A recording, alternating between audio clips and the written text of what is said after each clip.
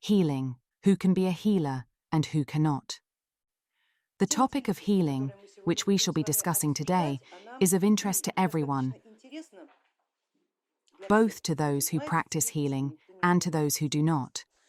To begin with, the very concept of healing brings us closer to a certain form of magical mastery. What we have been studying so far is the awakening of elemental forces of a particular quality within ourselves for our own benefit. In other words, what we have been doing is awakening the elements for ourselves personally, without affecting the surrounding reality. And this process neither harms nor benefits the surrounding reality. Is that true or not? It is. However, healing is slightly different, because when it comes to healing, when we pronounce this word, it naturally unfolds in our mental body as help for someone else, rather than for ourselves. Usually we associate healing precisely with this form. Would you agree? And this in itself is already a form of mastery. Moreover, in all magical schools, and especially in the Western European school, which I have the honor of representing, this mastery is based on the ability to control the elements. There are also Eastern schools that attract certain forces for the purpose of healing. In shamanism, these forces are referred to as spirits. The same forces as Reiki are also spirits, though of a slightly different level. In the Western school, however, we speak of primal energies and elemental forces. Yet, in both the Eastern and Western schools, a single, simple requirement is set before the consciousness of a healer, namely, the person who will channel this energy to heal specific illnesses. This is an innate quality, not an acquired one, and it could be called a hatred of illness. That is probably the most accurate way to describe it. True healers, of whom very few are born, perceive any illness as their enemy. At the same time, the person who carries the disease holds no significance. Whether they are good or bad, young or old, righteous or sinful, makes no difference. For example, priests of a certain religion, or mages who practice the magical arts, would never view these processes in this way. Never. Even a priest, a clergyman endowed with the gift of healing, would never apply this gift to a person who, from his perspective, from the paradigm of his worldview and religion, happens to be, for instance, a sinner. He would first lead them through a specific rite of purification, as prescribed by the religion, and only then would he bestow his energy upon them. That is the way it is done within the religious system. A mage will not even do this. He will immediately ask himself, if I heal this person now, what will this change in the future? He will calculate the probability of what will happen if the sick person recovers, and what will happen if the sick person dies. Then he will compare the two outcomes. In other words, he does not care about the person as such, and it must be said that a true healer does not care about the person either. They do not get involved with them, but those who possess the gift of healing see illness as an enemy. They cannot simply pass it by, whether they are paid for it or not. And regardless of whether the illness is complex or simple, they perceive it as a disorder. This gift has nothing to do with the development of consciousness, status, or magical hierarchy. It is simply one form of mastery. And it cannot be said that one must necessarily go through a stage of mastering healing in the process of learning magic. It is, however, necessary to understand what healing is. But I repeat, true healers are born very rarely. Everyone else, those who do not possess this gift, must not engage in healing, because they will violate the very principle, the very rule of healing, that illness is the enemy, and it is the illness that must be considered, not the person who carries it. Have I made myself clear? Nevertheless, it is impossible to fully grasp the art of controlling the elements without observing their practical application. And now we shall study precisely that. This will be the first practical application we implement in the surrounding reality. Whether you choose to pursue this further or not is for you to decide. But I have already warned you about the rules of how one must heal. Is it true that healing is part of battle magic? After all, if a healer knows how to heal, then, theoretically, they must also know how to cause harm. Probably yes, but you know, I've never really looked at it from that perspective before. A healer understands the processes taking place. If an illness can be cured, they will cure it. And if it cannot be cured, they will simply ensure that the person passes without additional suffering, if possible. And if we view illness as a deviation from one's path, then it turns out that healing it could in fact be considered a crime.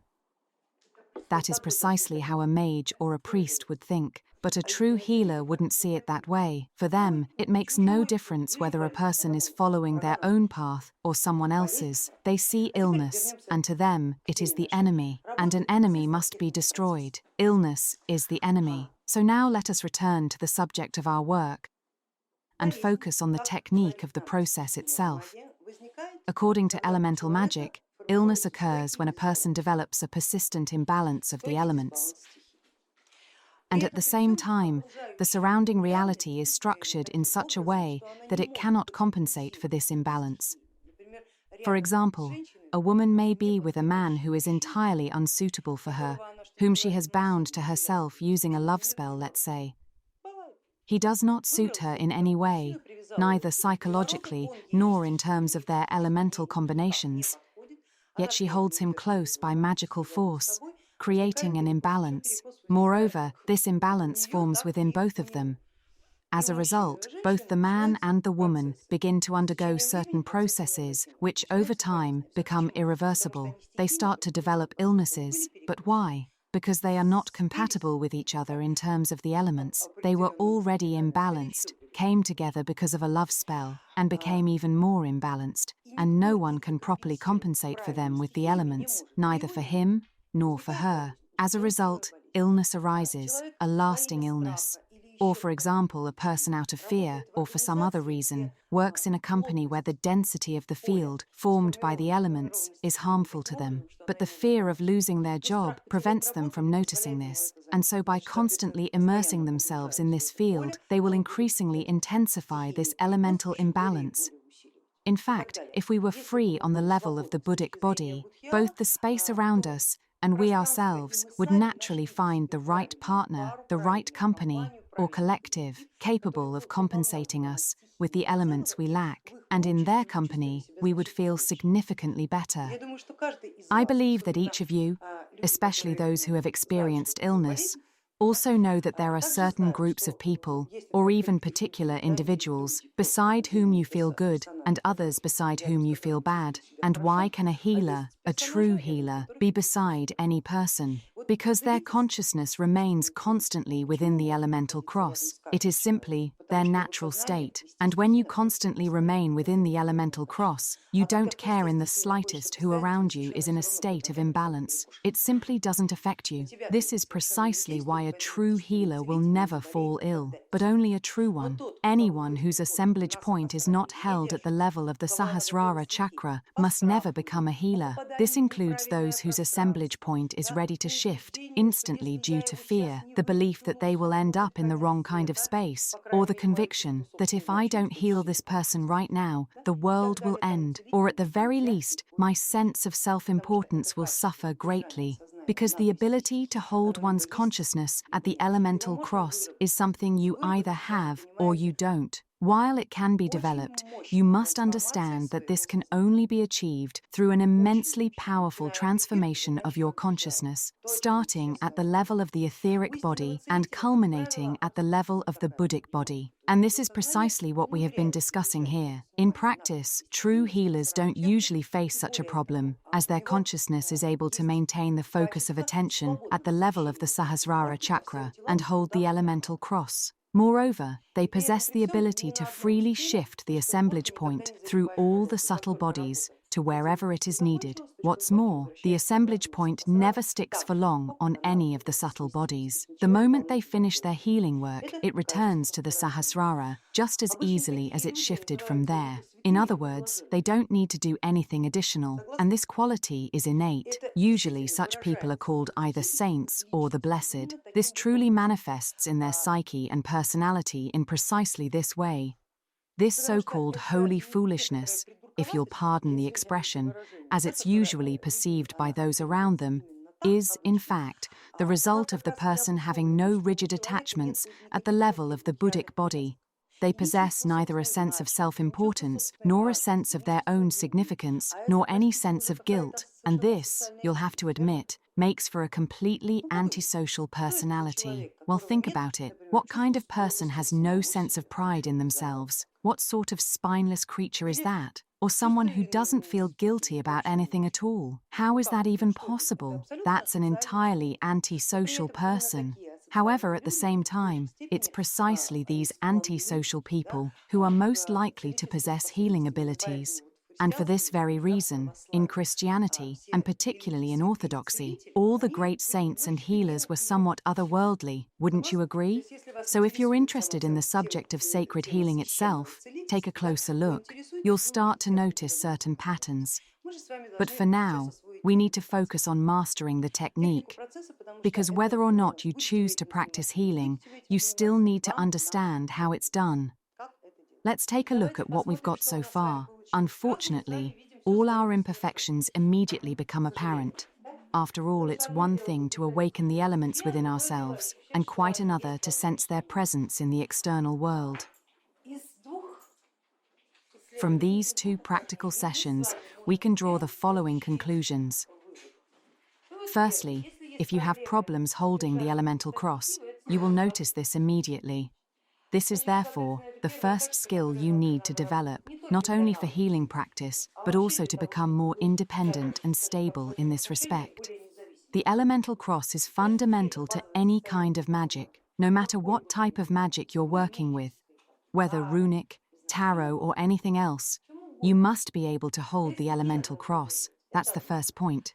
Secondly, I believe these practical sessions have shown you that healing is really heavy and demanding work. And if you don't truly want to do it, then you absolutely shouldn't start. Because it's a calling. You either have it or you don't. And if you do, it reveals itself in precisely this way. After the second practical session, you suddenly realize that it doesn't matter who is standing before you. You just want to keep exploring, more and more. All faces blur into one, and you begin to distinguish people only by their elemental balance. You know, it's like gifted musicians who memorize phone numbers as musical phrases.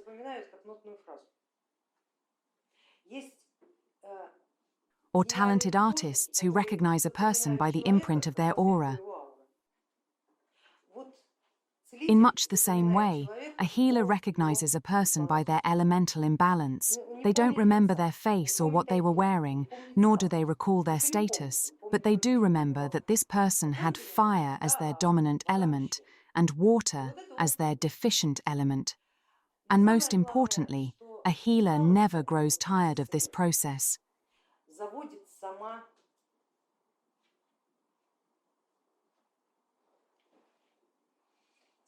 It is precisely that sense of energy drain that drives them.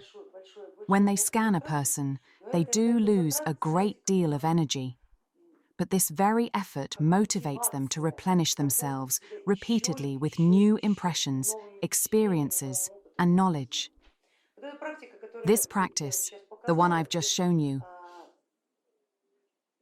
which I sincerely hope at least one of you will manage to perfect within your consciousness, comes from a very ancient tradition, the Druidic school.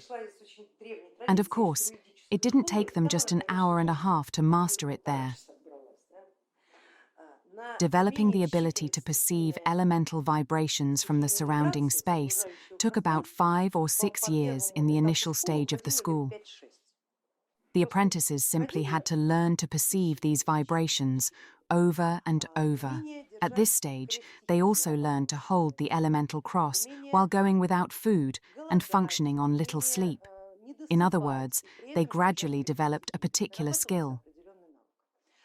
In fact, healing in the Druidic tradition was associated with the path of light. There were two paths, the path of light and the path of darkness. And after a certain stage, all apprentices were divided between these two paths. Training usually began at the age of 12 and lasted for 20 years. Then, after a certain stage, once it became clear which path a particular apprentice belonged to, they were guided towards either dark or light development. And as its first step, the path of light included compulsory healing practice. Moreover, it made no difference whether the child, the adept, felt drawn to healing or not. They simply had to develop this skill. And for the sake of acquiring it, after 5 years of training to work with the elements and to hold the elemental cross, 17-year-old children, for they were still children, would go out into the world to practice among people. And they would go not only to face certain temptations, for at 17, those are of course considerable, and this too formed part of their trials. But that wasn't the only reason. They would travel from village to village, from settlement to settlement, healing people free of charge. Not out of kindness, but in order to gain experience, the experience of reading the elements in other people. And the more people they managed to see in a day, the larger their map of illnesses grew, the more they built it up. Of course, peasants usually suffered from the same types of illnesses, but even so, a similar illness ought to produce a similar state. And if it didn't cause a similar state, then it meant these were two different illnesses. In this way, they learnt, first and foremost, to diagnose, not yet to heal, but already to diagnose. They would return to their schools with a wealth of knowledge about illnesses, and armed with this knowledge, they would learn how to deal with these illnesses, either energetically, through the elements, by laying hands on people, or by selecting herbs according to their elemental combinations. In fact, that too is possible. For example, a person may not be able to channel energy to a client, but they may be very skilled in working with herbs. They would know that combining a fire herb and a water herb in a particular blend creates a universal remedy for an illness caused by an imbalance of these two elements. Alternatively, a healer might possess the ability to create magical artifacts. In such cases, they would begin crafting amulets and talismans to heal their unfortunate patients.